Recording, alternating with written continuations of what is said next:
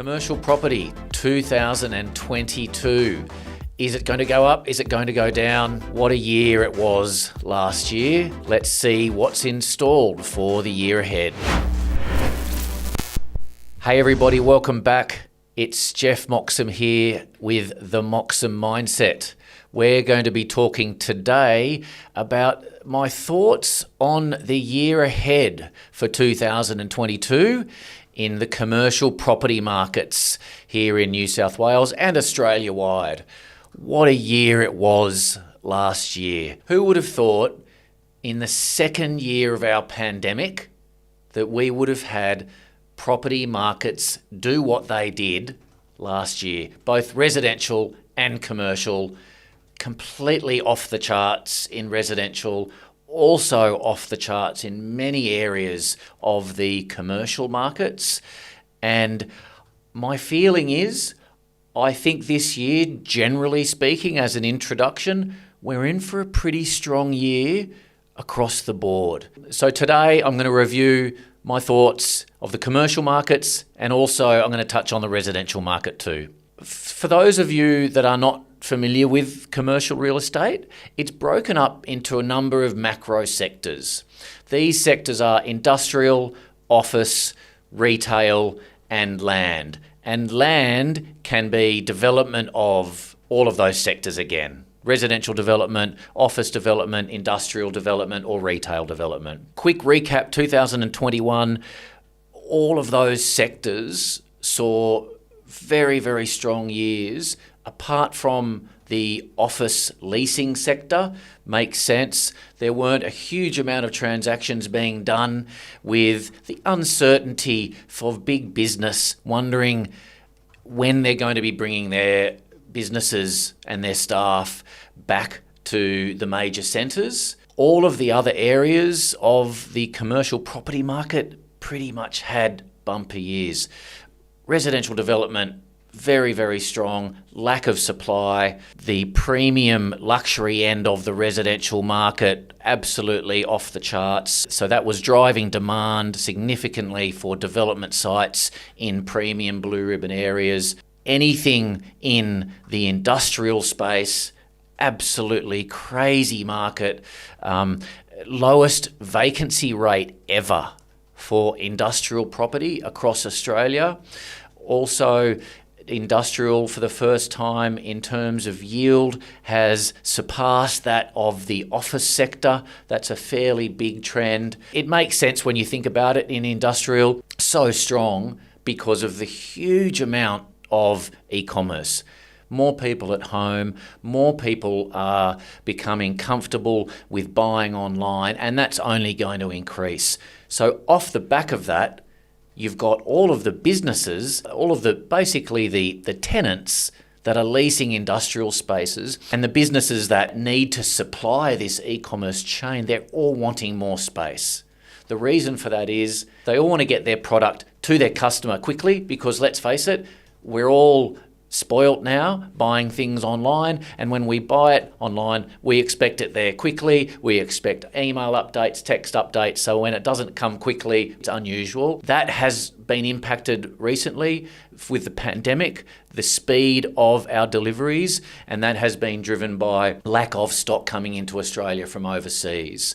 Industrial also being positively impacted by tenants wanting larger space, because they're preparing for pandemics where their suppliers or their clients, supermarkets, etc., selling out of everything really quickly. So people are wanting bigger sheds to store more product in case of further pandemics. So for 2022, industrial, in my view, and what all the experts are saying in industrial, it's just going to go from strength to strength. Retail, what we've seen in retail throughout the pandemic is we've seen a bit of a split in what is now seen as a secure retail investment. So supermarkets, alcohol, chemist, all of the daily needs of society, those businesses have gone from strength to strength, and other businesses such as retail in shopping malls, like big shopping malls, where in the peak of the pandemics, people weren't comfortable going to these bigger shopping malls and buying clothes, etc., much more buying online. There's been a real sort of shift and a bit of a split in the retail sectors. I think with retail, it's just the strength of the daily consumable items, such as the things that I mentioned: alcohol, chemists, medical needs, supermarkets, all of those sorts of things. That's just going to get stronger and stronger. As a result, yields for retail investments have become sharper and sharper because those tenants have been seen as being more and more secure. All of the businesses that have survived or even become stronger throughout the pandemic, we've seen big yield compression in those yields. I think that is going to continue throughout 2022 for retail. I also think in the retail sector, neighbourhood centres, being your local strip shops, are going to continue to flourish. Less vacancies in those areas, more demand for developers wanting to build these local neighbourhood strip centres because they've done very well in the pandemic. So a lot of the factors of the commercial real estate industry in terms of what's going to continue to flourish, it's all based on obviously what has survived well throughout the pandemic and what hasn't.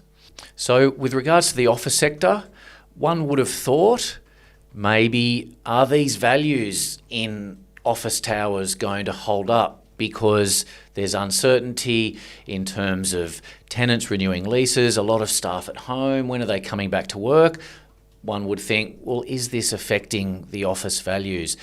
In 2021, we've seen the answer to that is no, it's definitely not affecting office values. There seems to be still very strong confidence in the future of the office environment. Big business seems to think that they still need a place to develop culture. I think the honeymoon period perhaps might be coming to an end of big business thinking that all of their staff can work at home for long periods of time and still have the same productivity, build the same culture, and just have the same buzz.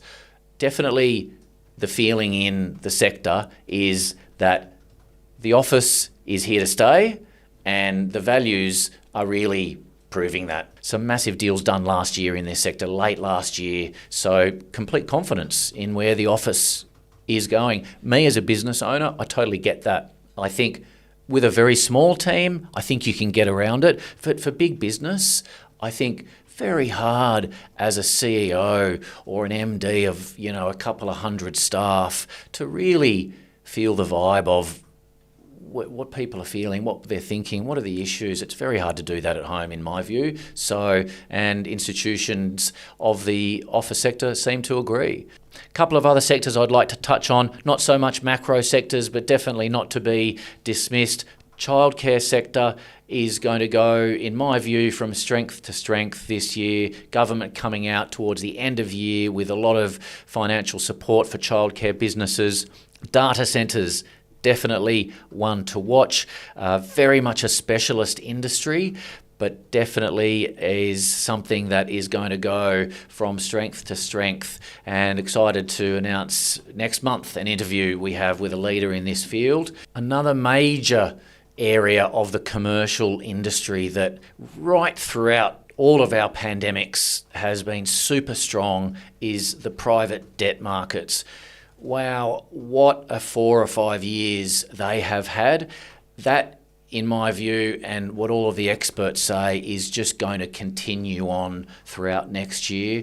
A lot of private family offices and a lot of private debt facilitating businesses absolutely having bumper years. The reason for that is, whilst this finance more expensive than banks, a lot of the areas that they're financing are just not serviced by the banks. You can sit across the table and have almost a handshake type discussion with the debt holders, very different to the red tape and the hoops that you need to jump through with the banks. So naturally, a lot of the businesses seeking debt are enjoying this. There's a lot more flexibility in the private debt versus bank in terms of pre-sale commitments for residential development, in terms of leveraging, much more higher leveraging available with the private debt space than the banks, and this is really just going to continue from strength to strength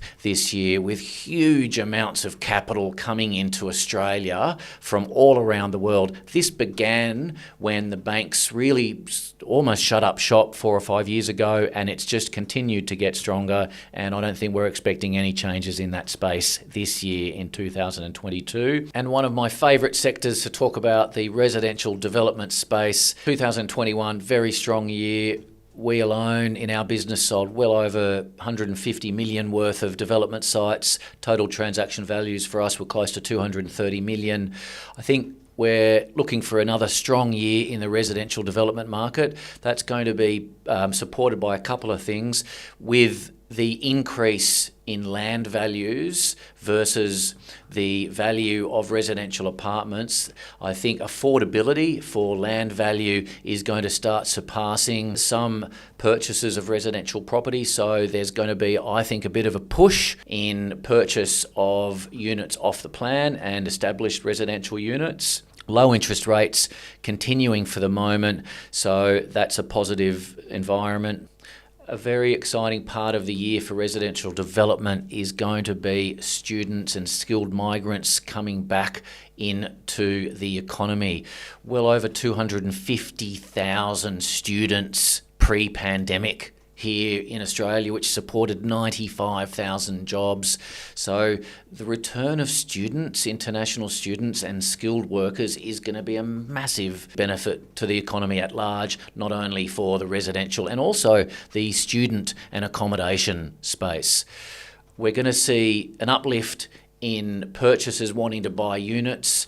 I think as we're seeing the value of homes and land go completely bananas in the western, northwestern and southwestern, we're going to see some of those purchasers who are going to be priced out of the land and housing market coming back to units. So look out in these areas. For all of my development friends who I know agree with this, I think we're going to see a spike in the residential apartment buying market, which is also going to positively impact the residential development site market, which I'm looking forward to a lot. So in summary, I think it's going to be a bumper year for the commercial property markets. I think it's going to be a very strong year also for the residential markets.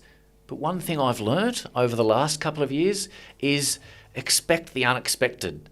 So whilst I certainly consider myself an expert in the commercial markets, and I hope what I feel is correct, but I'm always ready for what is around the corner, as I think we all are. Thanks very much for listening in, and look forward to chatting again soon.